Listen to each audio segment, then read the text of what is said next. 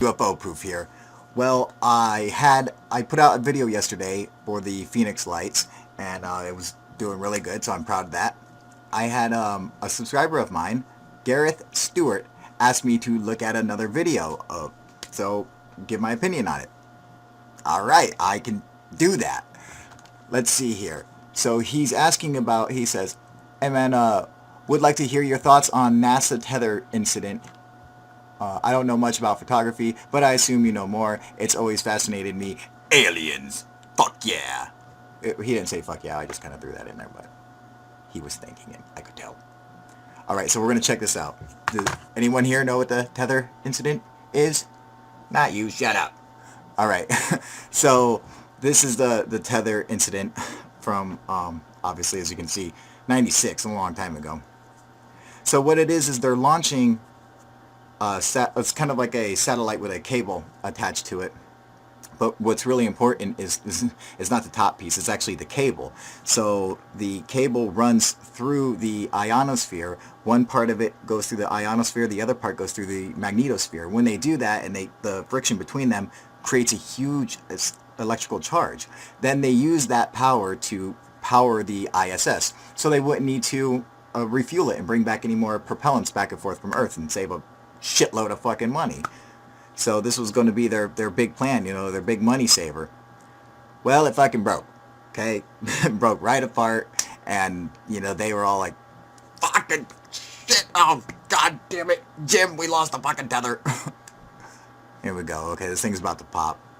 This is fucking, yeah, I mean, okay, not to mention, this cable is 12 miles long, by the way.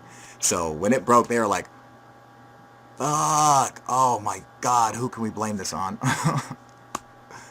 We are so fired. Now you can actually see a little fucking like UFO kind of going behind this cord just a second ago that like running up the top. It's real faint, it's real hard to make out. But you'll see another one here coming up. So any of the objects you see moving before this cord breaks, those are pretty good objects. You can be like, oh, those are interesting, they're not just ice or something like that. So, they're dead. I think they're probably some kind of UFO. There's another one coming up. Let's see here. 12 miles of fucking cable, man. Could you imagine getting out to outer space? Holy shit balls. Oh, it fucking cracked. See, right there, they're like, oh, fucking shit, dude. There goes, look at that UFO flying by, dude. He's like, oh, fuck, the tether broke, dude. These humans are gonna be pissed. Alright, now this is what the big deal is. And this video is actually from David Sereda. He's a physicist, and he put this in a documentary of his with Dan Aykroyd, and this was like their smoking gun footage. I have a lot of respect for David Sereda. I would think that he would have put a little more thought into what's actually happening here. But I understand if when you get excited and see all these UFOs, I mean, look at that. You're like, holy fuck, UFOs fucking everywhere. Jesus fucking shitballs, look. Calm down, back up for a second, and assess the situation first. Which I don't believe David actually did. So what do we have here? We have this long, skinny object with a bunch of little UFOs flying around it. So it appears that they're flying in front of it and behind it, and they're all around it. It's what it is these objects, and you can tell because you can actually see through a lot of them. They're not far away. They're closer. They're a lot closer than the tether is.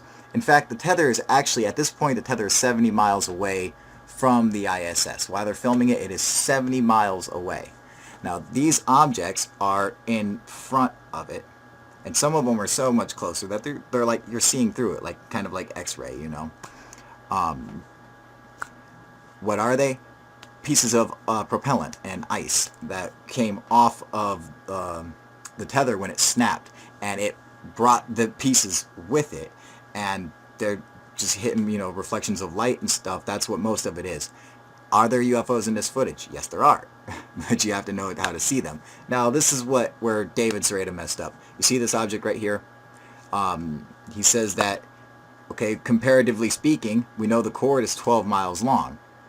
So, doing a little basic measurement right there should tell you that craft is a mile, 2 miles wide.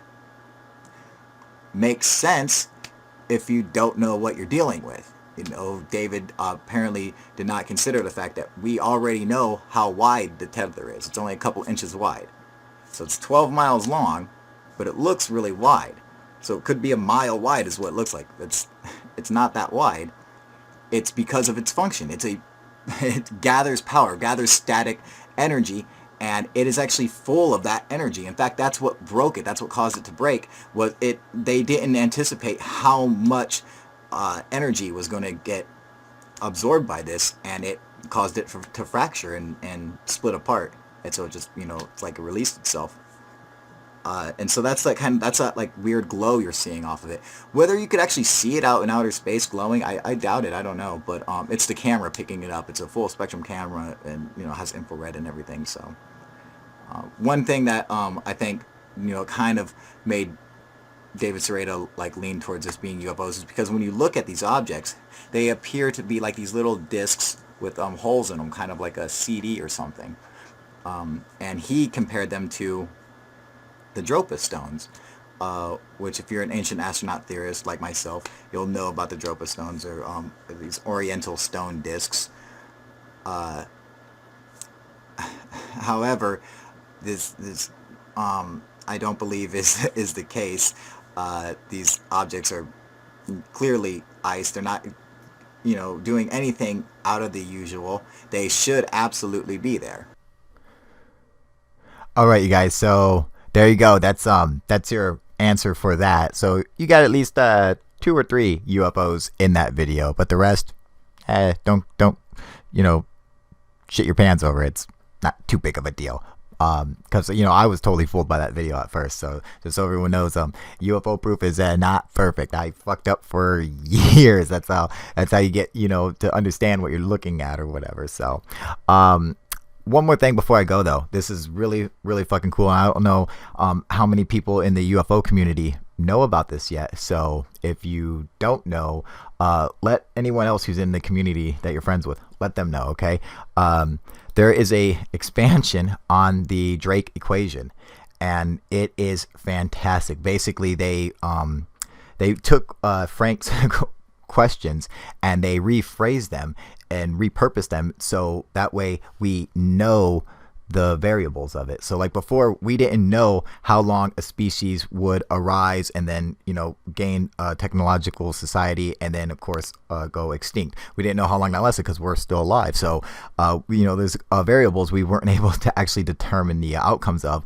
They rephrased the questions so we're able to determine the outcome of everything, and in the end the equation says 100% guaranteed there are not just life, but technologically advanced extraterrestrials, and we are not alone. It's so fucking neat. You guys got to go check it out. I'll leave a link below in the description. So go check it out and have fun. And one more thing before I get out of here. I meant to say, I meant to give Ananda96 props in one of my videos not too long ago, and I should have done that, and I had so many people I was saying what's up to, and I knew I was forgetting someone. I was forgetting her. So thank you so much for all your support and everything, and of course everyone else, God is 13A and Desiree Nickel BW and Kevin's experiences and my man Duber right here and Jareth Stewart, thank you for bringing this to my attention, and so we could show everybody. If anybody else has any videos that you're wondering about, if you're questioning is it legit, or what do I think it is, if you don't know, let me know and I will give you my opinion on it. All right, you guys, UFO proof out.